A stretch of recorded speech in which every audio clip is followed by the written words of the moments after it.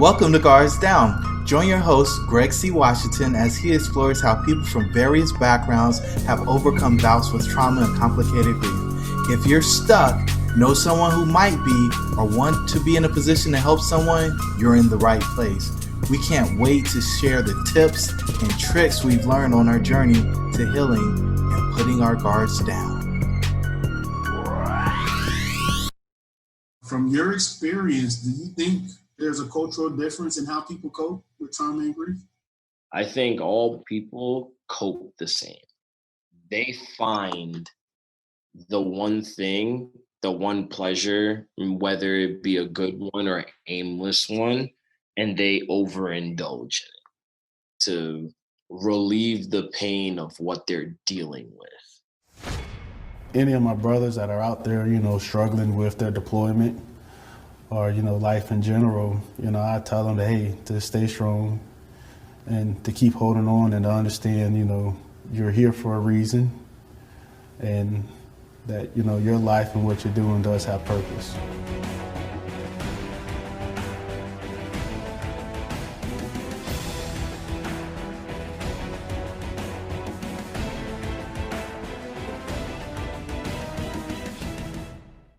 Hey everyone, this is Greg Washington and welcome to the next episode of Guards Down. I have with me today a really good friend of mine, Juwan Griffith.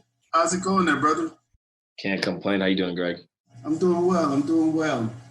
Look, tell us about yourself. Tell us where you're from. Give us some background. All right, so Juwan Griffith. Most people call me Juju nowadays, Coach Juju at that. I'm a strength and conditioning coach at Varsity House Gym in Orangeburg, New York now.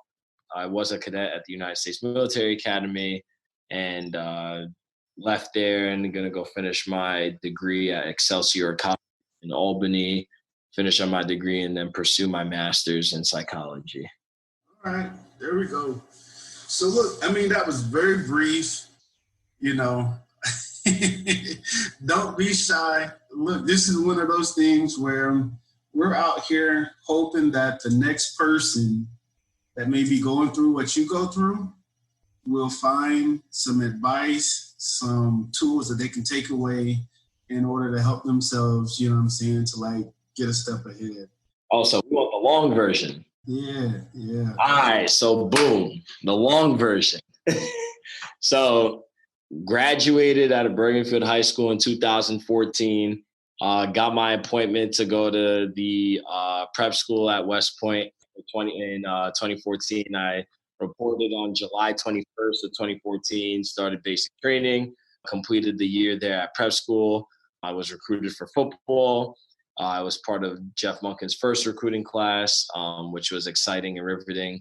I completed the prep school year, got my appointment to come into the academy, came in on June 29th of 2015, started Youth Barracks, which is our 6-week basic training to transition from being a civilian or an enlisted soldier into being cadets at the United States Military Academy and being part of the Corps. Completed that, went into my freshman season of football, played 3 years of football, and in 2017 I got cut.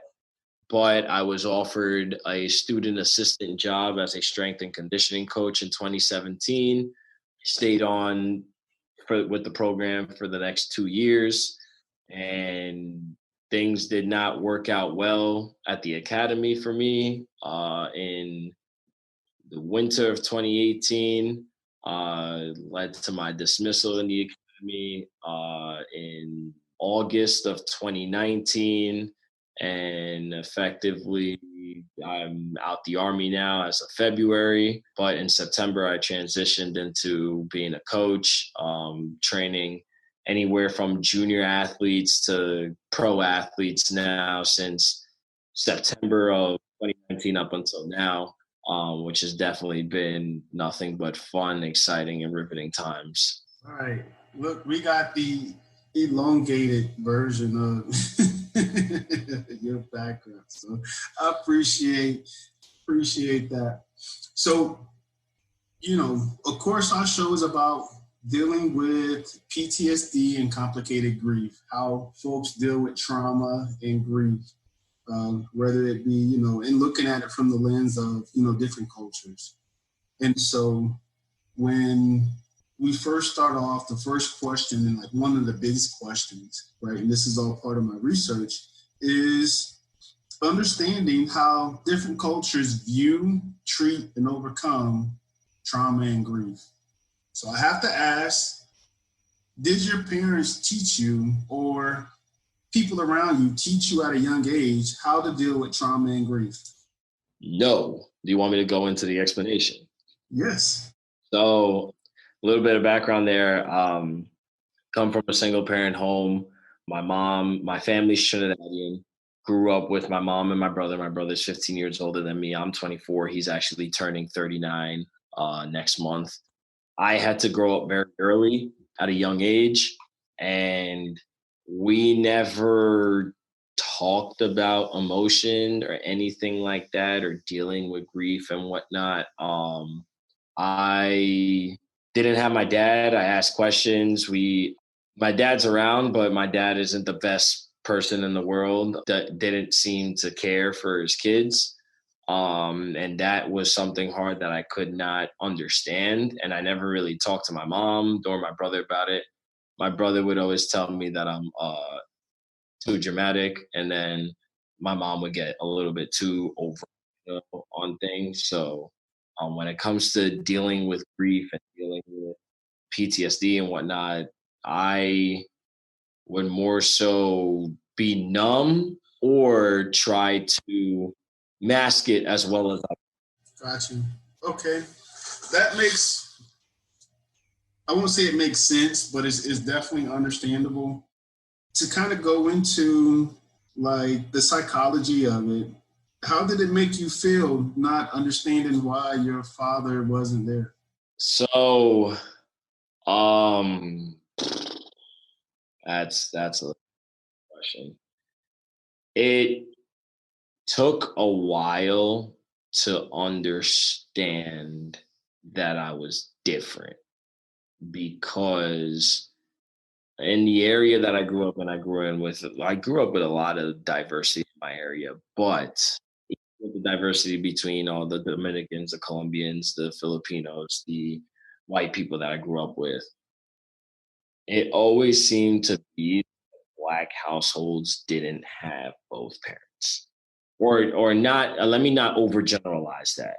Most of the households didn't have both parents.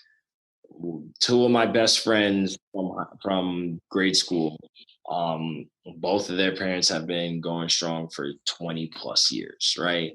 It was hard to understand how things before I was even born kind of played out, and how it affected me then and how it currently affects me now from a physical, spiritual, and emotional perspective. Okay, so what's been your experience with trauma and grief? Trauma-wise, I mean, not having a dad is one of them. I will say this is that there's not a lot of parents, single parents, that will go and deliberately push off having a significant other in order for their kids to grow up in a stable, happy house, or as stable as it can be. And what I mean by that is that one of the things that I think is probably the best thing is that, like, I had anybody else while I was growing up or whatnot. Didn't have a boyfriend or none of that. Never had a stepdad. Which I think helped the burden, especially that I was a little bit more fragile than my older brother. My grandmother passed on my mom's side, and that's where she was essentially the glue to that side of the family. And that really hurt a lot. She passed. I was a sophomore in high school when she passed away. So it was really hard dealing with that at the time. And also I was trying to get somewhere to play football. So it was dealing with a lot of emotions at the same time that I just threw myself into football and locked away and repressed all the other memories, where once I bury myself in work, I don't think about all the bad shit that happens. So, trauma of your dad growing up, your grandma passing, also, your experience at West Point, both not being able to complete it. And, we didn't speak on, but of course, you had a younger cadet under you that ended up taking his life. Just my whole West Point experience, I will be completely honest, wasn't a good one. The only good things that ever happened to me at the academy was my time when I was up the hill at Mikey Stadium playing football. It was hard as it was, but all the other stuff, I mean, we're talking trauma. I mean, lost my best friend B-Jack going into that year that we beat Navy for the first time in 14 years. Dealing with that, I mean, we still take his mom out for Mother's Day every year. I mean, just because all my friends are gone and in the Army and whatnot, I'm the only one that can really do it these days. We all FaceTime her for Mother's Day, but this past Mother's Day, I was the only one that took her out, just because she lives in Queens and I'm right in Jersey. So just dealing with the aftermath and making sure she's taken care of. We were a lot closer. I mean, coming in through prep school, coming up, and then to see somebody take their life, that was another significant blow. I mean, especially as somebody that you mentored and cared for, and you knew that they were dealing with their own behavioral health issues and whatnot, just because we would see each other passing in the same office, but always check in on him. And to see that it got that bad, that was a blow. And then obviously the recent one with CJ Moore passing, that was a freak accident that it's very unfortunate that it happened, and it definitely makes you reconsider that you need to, I guess, don't take every day for granted, because it's not guaranteed. And CJ, well, I mean, we've all been through summer training. You've been through summer training. Like, you think it's just wake up another day in the office. And it's been a while since we've seen training accidents happen at the academy to the point where it leads to fatality. So and that's just naming all three of them. That's not even all the guys and girls that have passed. I mean, during my time at the academy, I mean, we had another one in an LMTV rollover accident, another one in a riptide accident.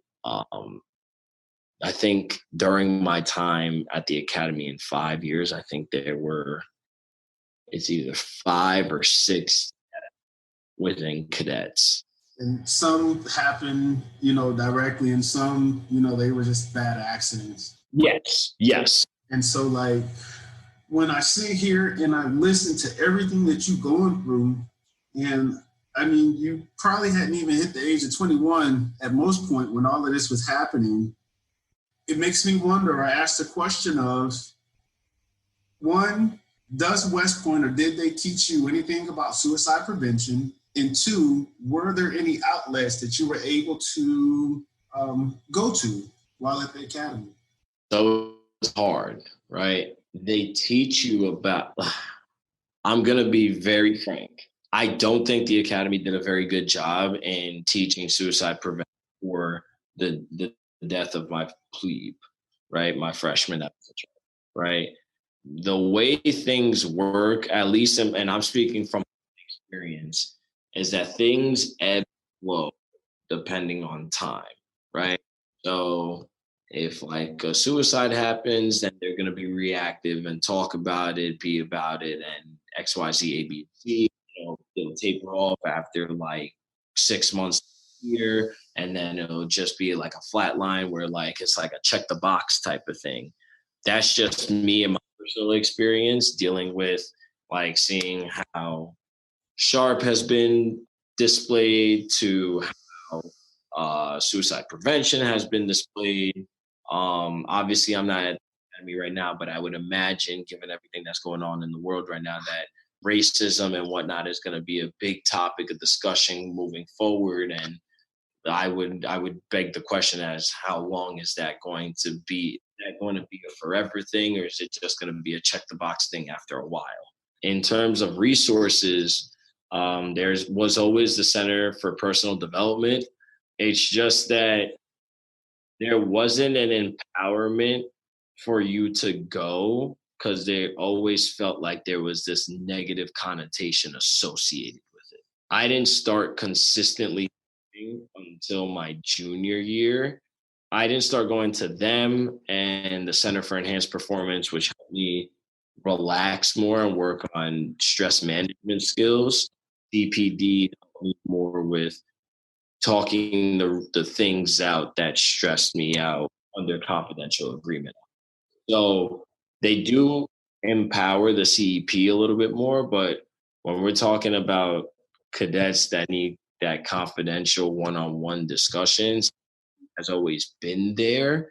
It's a matter of there's always this negative feel, like if you're like going up to the 6th floor Washington Hall all the way in the back where this office is, it's like this person must have some mental problems. Yeah. Were there any mentors, right, that you were able to talk to along the way? Throughout my West Point career or throughout my situation? Yeah, throughout your West Point career and your situation, both at the academy and in your organization or anything you're part of. I've had a lot of mentors, both civilian and military. I mean, I could name about 15 off the top of my head that have helped me along my career, even post West Point now, that have helped me now that it's shaped my way of how I go about things and I go about life a little bit in a positive manner. And I'm forever grateful for all of them. Yeah. At what point do they have access to you? I get, because that's a great question, right? Because, understanding that you go through, beast barracks, especially coming in from the prep school, going through beast barracks, and then, you have your new cadet time, and then you get inducted into, the class, and then school year, your sports start, everything gets going, and you're just trying to hit all these different milestones and make it through. At what point were you able to interact with the mentor and like talk with someone? When I got cut, that was probably the most defining moment, because now I'm going to preface this. Like I said, the most valuable time and the best time of my life was when I was at the stadium playing football. But the con to that was I was in a box. I wasn't able to branch off and do other programs and be in other clubs and whatnot to meet different people around West Point. It wasn't until I got cut and I had a free schedule that I started involving myself in the Cultural Affairs Club, and then started involving myself in running lead workshops across the country at inner cities for kids that didn't have the resources and what STEM was, and exposing them to those engineering type fields, that there are other fields in academia that they can participate in. So I would say it wasn't until 2017, which is 3 years into my career, my West Point career, that I did not start really interacting with those mentors to where they could have been a benefit had I interacted with them years before. Got you. Okay. And so just so everyone is on board, right? How old were you when you got cut? What year are we in? We're 2020. So I was 21 years old when I got cut. 21. Okay. How old were you when you separated from the academy? 23. Okay. So by the age of 20, from 17 to the age of 23, all of this happened to you. and you dealt with more leadership challenges from dealing with soldiers or cadets, in your perspective that, commit suicide, dealing with devastation and disappointment throughout life. And here you are still trying to figure out life. What coping mechanisms or skills did you learn, healthy and unhealthy, through all of this? Coaching and lifting. So like I said, I got cut, but Coach Munkin offered me a student assistant job as a strength coach because he saw that the benefit that I was able to empower, lead, fire up the guys on the team in the weight room. And I'm forever indebted to him and Connor Hughes for giving me the opportunity for that, because if I didn't have that then, I wouldn't be in the position that I'm in right now. I say my career, my strength and conditioning coaching career started in 2017 because I got my first gig. And ever since I've been out the academy, I came into Varsity House. It's my performance gym that my both bosses, and Joe, they were my strength coaches when I was in high school coming up, and they gave me the opportunity. And dealing with my adult clients and dealing with my athletes have been the number one joy in my life.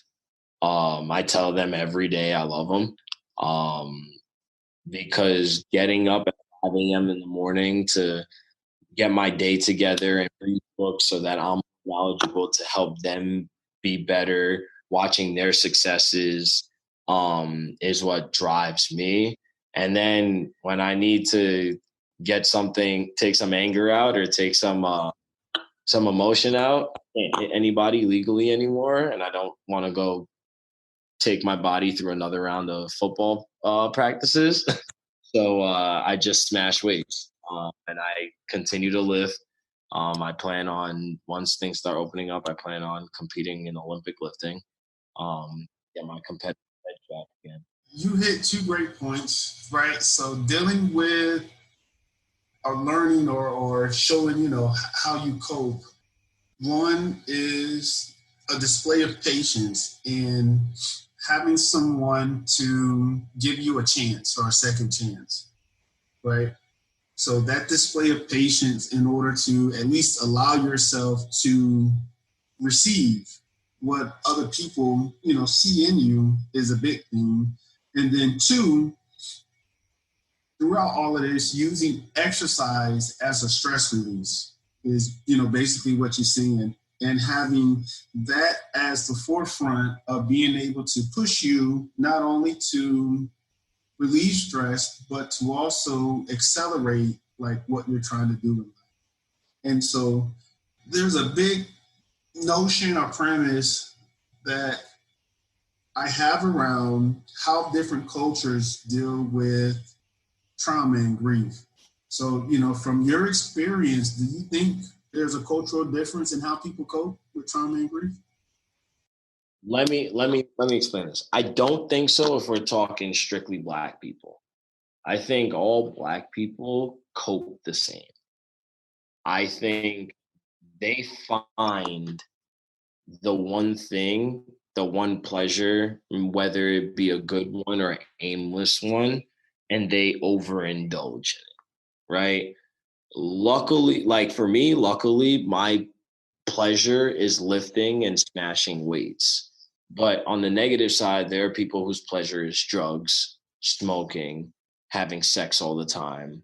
It is their way of coping. They find one thing, they latch onto it, and they drown themselves in it to relieve the pain of what they're dealing with. So I don't think it is necessarily different from like Asians to Trinidadians to Africans to Black people. I think Black people as a whole have this coping mechanism of latching on to something, good, bad, or indifferent, and drowning themselves in it until the point where they come to the self-realization that they need to do better. If it's obviously one of the type of coping mechanisms, or they have somebody that is confident enough to see what is going on that is going to help pull them out from that hole that they've dug themselves in. Okay.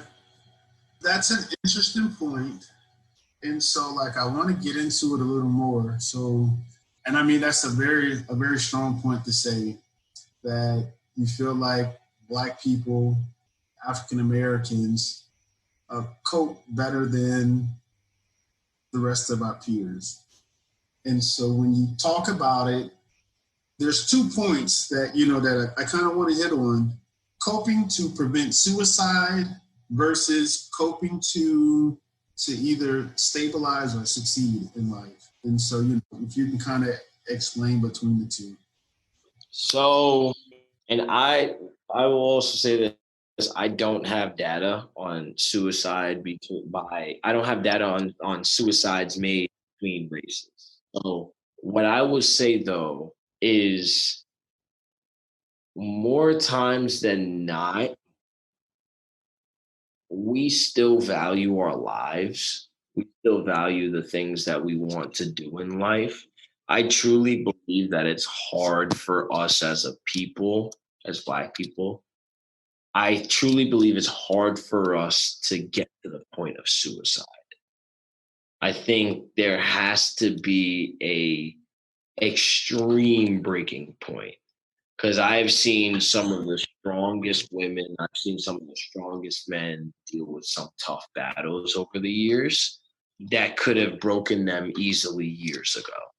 You bring up a great point, right? And I'm gonna just stop there, because when you talk about this aspect of being strong and being resilient to suicide, the first thing that came to mind was what we were taught to deal with generational trauma, right? So those survival skills and techniques that were passed down from generation to generation, help build that resilience, because when you're taught it at such an early age, one, you become more self-aware. Two, you help to recognize it and build up against it. Whether it's healthy or unhealthy coping skills, you still learn to cope with it to, prevent suicide, right? Or going down that path of suicide. Right. So I'm glad you brought that up. It's hard. It is hard, because the problem is that we put on such a face being so strong and so hard that there's a quote that I learned back in high school. It's not a quote, but I remember it. There are 3 types of faces that you show. There's the face that you show everybody to the world. There's the face that you show your close circle of friends and family. And then there's the face that you show in the mirror, right? And sometimes we overtly show that face to everybody in the world in such a strong manner, bold, brassy manner that we're almost invincible, that when we get so much weight on our shoulders that the face that we show ourselves in the mirror, that's where the breaking point starts to hit, is when you at least for me, I know that like I can't be by myself for too long, because then I start to think too much, right? When you start to be by yourself and I'm a people person anyway, so trust me, being by myself is rarely happening, right? My mother will cuss me out because I don't stay in the house more than 3 hours, right? So, but I recognized that a long time ago. But I know that if I stay by myself for too long, now I will honestly say I don't get suicidal thoughts, but I start thinking about the bad stuff that has happened to me over the time. Maybe I'll think about why I don't have a dad. Maybe I'll think about why don't I have a happy bonded family? Why am I like a half sibling here, there, and whatnot? Those thoughts start to come in, and they don't come in all at once. Some may come randomly because something happened that triggered it or whatnot, whatever, right? But because I indulge myself in other activities, like I work eight to eight every day, like dealing with adults, dealing with athletes. So that when it's to go home, it's just to like go through the nightly routine, brush teeth, shower, eat dinner, whatever, right? There's not a lot of downtime for me to kind of think about those things. And when I do have downtime, I try to go enjoy it with other people so that my mind is always running at least in a positive manner. Because sitting around and dealing with sitting around and sulking isn't going to do you any good.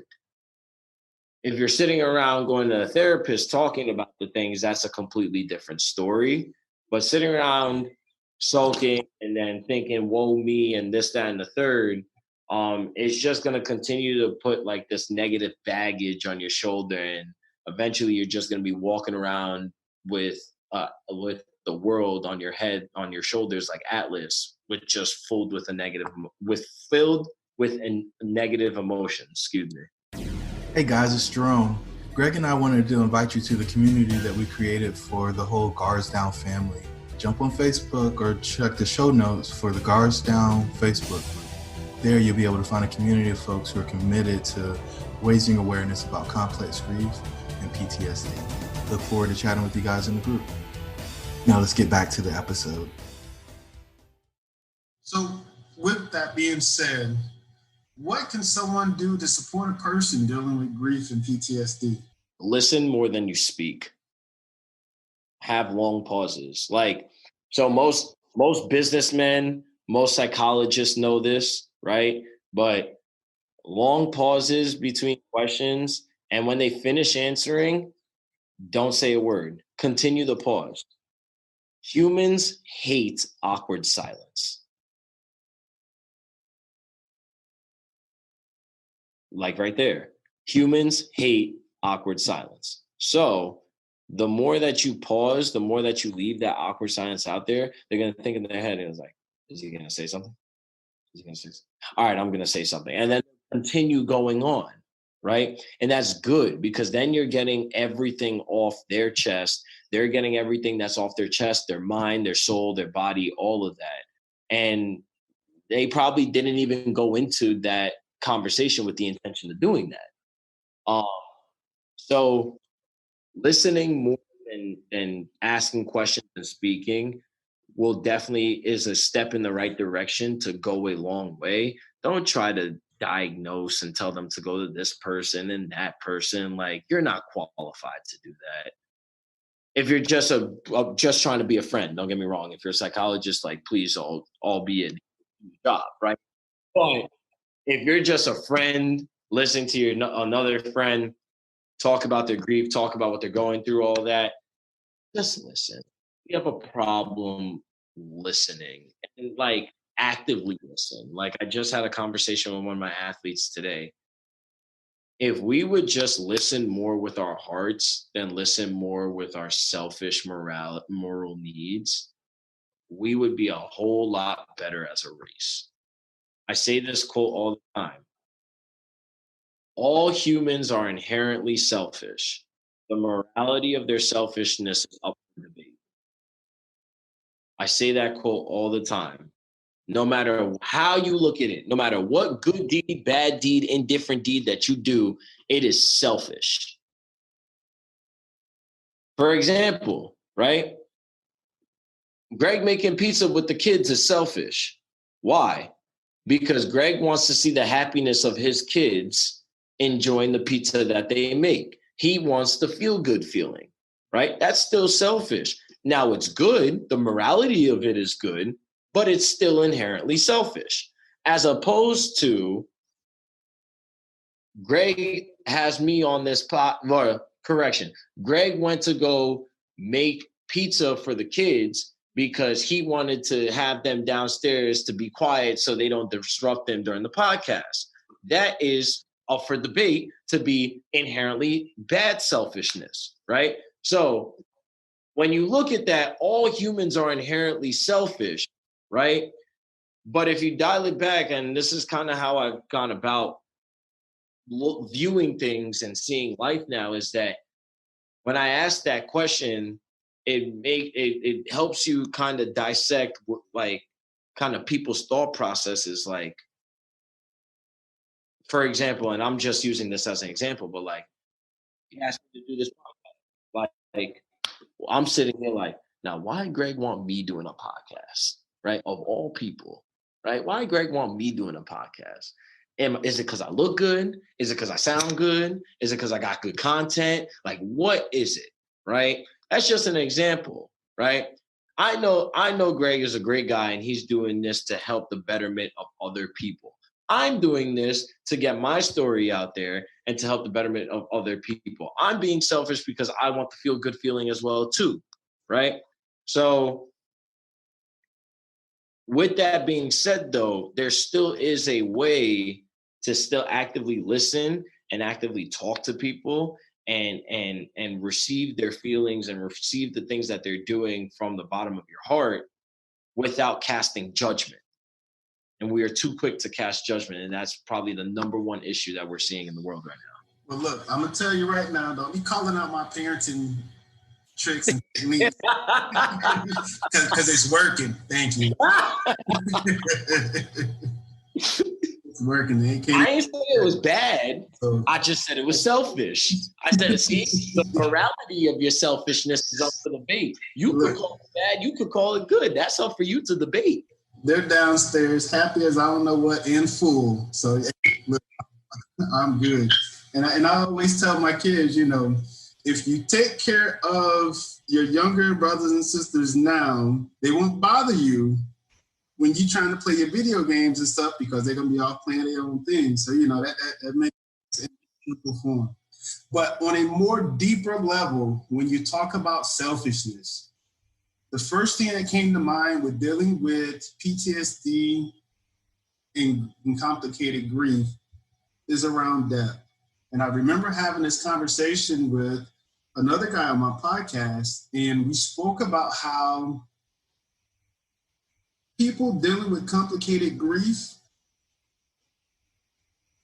have selfishness in that act because for whatever reason they expected or wanted more time with that person, and because they couldn't get it, they can accept the fact that they're gone.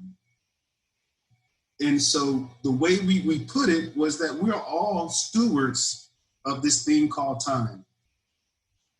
And how you use that time and how you celebrate and enjoy it with the ones around you is your way of making good use of your time, right? And when it's done, it's done. And so, when you spoke on that, just on a high level, it took me to that point in the aspect of dealing with complicated grief. So I appreciate you for hitting that on a simple level and allowing us to, kind of like make it something broader. So along your journey, what's been the toughest part? Accepting. The toughest part and the biggest humble pie that got slapped in my face is accepting that I wasn't going to graduate from the academy. Not necessarily getting into it, but obviously I've made mistakes in my life. And one that cost me my dismissal and whatnot. And when you've worked for 5 years of your life, blood, sweat, tears, injury, everything. And one mistake kind of puts that all down the drain. At first I was in the dumps about it, but I kind of changed the way I kind of view that. Those 5 years weren't in the drain. Those 5 years aren't in the drain. Because I still retain the leadership qualities, the experience, the connections, the influence of everything that I learned from the academy. It's just transitioning from where do I go from here and finishing the work that needs to be done. Yeah. Okay. And so with that toughest part of your journey, what kept you wanting to keep going and not give up? My arrogance. if we're being if we're being honest. All right. Probably the most arrogant people you'll meet in a very positive way, I guess. And that's where we're going. So I'm headstrong. Like if I want something from my athletes, I'll go put my toe on the line for it, right? Like if I feel a type of way about something, I'll still go pursue it. And that's what has kept me driving to this point. It could have been very easy to pack it up and say I'll never be anything and that I've lost everything at this point. But truthfully, that's the easy way out. Writing the book where this is the juicy part of the book now is what you do after you've gotten to the lowest of low and where you go from here. That's the stuff that everybody wants to read. Like if I make an autobiography now, the best part of that autobiography is going to be chapters 21 to 24. And I'm basing that off my age. Between 21 and 24, that's going to be the juiciest part of the book. And it's still getting written right now. Yeah. I like how, well, one, you're absolutely correct, your arrogance in a positive way. So having that mindset of not wanting to give up and not letting a bad situation get you down, is key in helping build resilience and also exercising it. Because, I remember in my journey as well, that was my frustration. Now, I'm not going to sit here and bullshit y'all and tell y'all that it was all dandelions and roses. Like, don't get me wrong. I've been in the dumps, right? Like, I've been at the low. But also, too, my charisma and my attitude and how people see me, I can't show up mopey face. Because everybody gonna know. And if there's anything that'll piss me off, yo, Jay, what's wrong with you today? And don't bullshit me because I know something's wrong with you today. You're not acting the way you always are. What's wrong with you? And I'll be like, nothing, I'm fine. You lying like shit. What's wrong with you? And I'm getting a constant answer. So I gotta go in. I gotta write it down, ball it up. It's all done. Throw it in the garbage, throw a match, burn it. Next day is a new day. And I've had to do that day in and day out because and I'm not saying that you need to shoulder everything, but this is where you get your therapist and whatnot to release all of that and actually get that off your chest and whatnot. But I'm saying that because fake positivity will lead to actual positivity. And if that sounds so corny, I'm sorry. But like if you wake up in the morning and say it's going to be a great day and like go in with the mindset in the morning after your morning routine that you're going to have a good day, then when negative stuff hits you, it's not going to be as bad, right? The other day I was having a good day and my Apple Watch dropping, right? On a negative day, I would have been like cussing the Apple Watch, cussing myself out for not putting it on my wrist, all types of things. I just shrugged it off because I was having a good day because I had my athletes training them. We had a great session in the rain. Like it was just great vibes, right? So I say fake positivity will breed real positivity later on because it sounds corny, but if you wake up and say that you're going to have a great day and go in with the mindset that you're going to have a great day, all things positive will just snowball effect into you ending the day and being like, damn, I had a really good fucking day. As opposed to I wake up and I roll out of bed and I'm like, damn, my shoulders hurt, like my back hurt. I'm getting old. This shit's terrible. Like you're gonna be like all down. You're gonna be, I don't really want to go to work. It's just gonna be a negative snowball effect that at the end of the day, you'll be like, this is a shitty day. You don't want that. So overall, right, with everything that you've been through, and of course, you speak on like your day to day, right, and having a positive forward look to what your day is going to be. Fake positivity breeds positivity. But overall, what caused you to correct like some of the destructive or unhealthy behaviors? I needed to realign my focuses. So the reason earlier in the podcast, I mentioned that like all Black people cope in some way, shape, or form. And my coping mechanism was partying. Like last summer, I've had the wildest of wild times, right? I was going out every weekend, Friday to Sunday, great vibes. Don't get me wrong, I had a great summer, but I was doing it not because I was trying to enjoy the summer, but if I was trying to escape, right? So I say that because when we find ourselves trying to run away so much, we lose focus on what our goals were to begin with. And it took my dismissal to slap me in the face again, to reevaluate what mattered in life again. And I had to refocus where my new goals were going to be, right? What was my next goal going to be in the second half of the game now, right? First half is already done. You're down 49 to 14 at this point. How you going to come back at this point? And once I got back on my feet and I started working at the gym and I started working at athletes and whatnot, like I'm gonna always go back to them. My athletes are the ones that have kept me sane throughout this whole process. They have been the ones that have shaped me, shaped my goals, realigned my goals, and continue to drive my goals.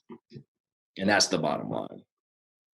Gotcha. So focusing on your goals is what has caused you to correct, some of the destructive behaviors and unhealthy coping mechanism that you've done.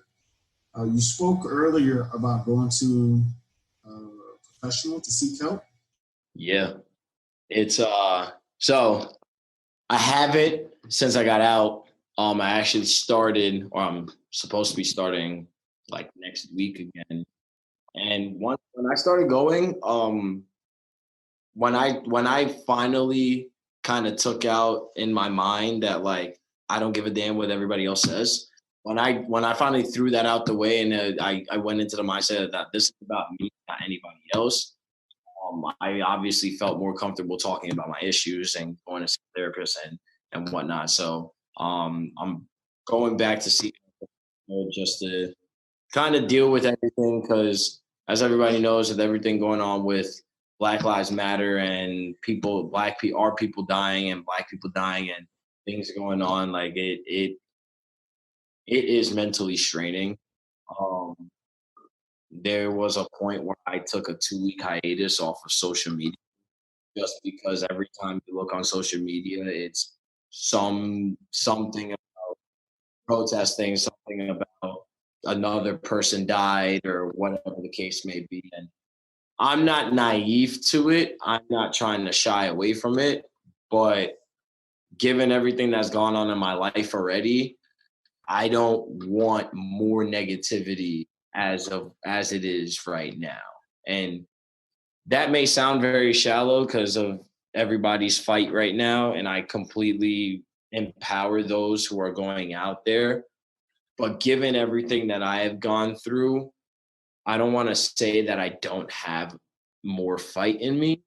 I would say that I've refocused, that I just want more positivity around. Gotcha. Okay. That makes sense. Did it make a difference, the race, gender, and background of your counselor when you spoke with him? I'm going to be honest, no. Because now, granted, he was the first one. He was my first counselor and my only one. But kind of before everything going on, before kind of George Floyd's death and whatnot, I still to this day don't view people based off their color. I really view them based off like their character and who they are as a person. Where I grew up, like I said, I grew up around a bunch of Colombians, Dominicans, white people, Black people. Like I grew up in a pretty diverse area, but like there are still some mentors that I have who are white who would still look out for me to this day, still have me involved at my old high school, have me involved with their kids, things like that. So I never viewed my counselor based off his gender, race, or anything like that. I just based him off of his job. That's the bottom line. And do I feel satisfied with everything going on? And if I can answer those two questions, then you could be a cheetah in there for all I care. As long as you're answering both questions for me, I'm good. Okay. Well, just to kind of wrap things up, what advice would you give your younger self? The advice I would give my younger self is seek out mentorship earlier. That's the number one advice I would give my younger self, right? Don't shy away from talking to the adults because they are adults for a reason. They've probably gone through it. You may think that just because you're younger and the generations change, that they probably haven't gone through half the shenanigans that you've gone through in your life. I guarantee you they probably have. They've probably made mistakes and they probably know how to navigate those waters. Good, bad, or indifferent. But I would say seek out your mentorship sooner rather than later, because it's only going to benefit you later on. And don't narrow yourself to one mentor. Be diverse with your mentors, right? You could get a mentor that's in the medical field, or you could get a mentor that's in the military, and you could get a mentor that's a businessman. Like diversify your mentors because each of their experiences are all unique in a certain way, and their uniqueness being passed down to you, hearing it from different angles, you can make the neurological connections from there that will then inhibit you to build your own methodology and your own mindset as how you go about things in the future for your life. No, that's good. Okay. So are there any resources or efforts that you're doing out there that you want to shout out? How can people get in touch with you? If you want to get in touch with me, Instagram and Twitter are probably the two best ways. My @ is the same for both. The Bad Juju, DEBADJUJU. You could also email me. I do answer my emails, jgriffjam87@gmail.com. That should be jgriffjam87@gmail.com.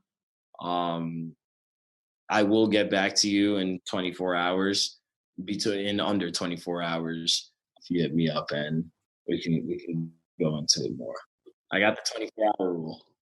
I got you. All right. Well, words of encouragement or words of wisdom that you want to offer? Last words. Words of encouragement. I mean, don't think that your battles are alone. There is somebody in the world that is dealing with the same battles that you are. Remember that and surround yourself with those who will encourage you to fight through those battles in the most positive manner that you can. And when you surround yourselves with good people, a lot of the negative things that will happen in your life will start to shape into lessons that you learn, that you will forever hold, that will help you deal with the next generation that may deal with the same issues that you had. There we go. And I'll ask this question because I'm going to incorporate it into the show. I normally ask it afterwards. Have you seen your growth? Have I seen it? Yeah, I definitely have. I've changed in many different ways. I'm smarter from a training standpoint. I'm smarter from a interpersonal perspective. I'm a little bit more intelligent in a psychological aspect. Me personally, my growth in being a better human being has definitely changed in the last year exponentially. And I'm still growing at this point. It's not over. I got you. All right. Well, man, look, I appreciate you coming on and sharing with us. It really means a lot, especially coming from the younger generation of leaders that we have out there. Just to hear you, speak up and speak your truth about, what you went through at such an early age. I think it's very important for other people to know that, like, there's still hope. We all make mistakes. Nobody is perfect. If they say they are, or if, they're out there crucifying you, I call bullshit, right? And for out there or a lot harder on themselves than, what you may think, lighten up. It's always light at the end of the tunnel. You just got to give yourself a chance to get there. Absolutely. Indeed. So this is Juwan and Greg with Guards Down, telling all y'all to be safe, stay focused, and stay engaged.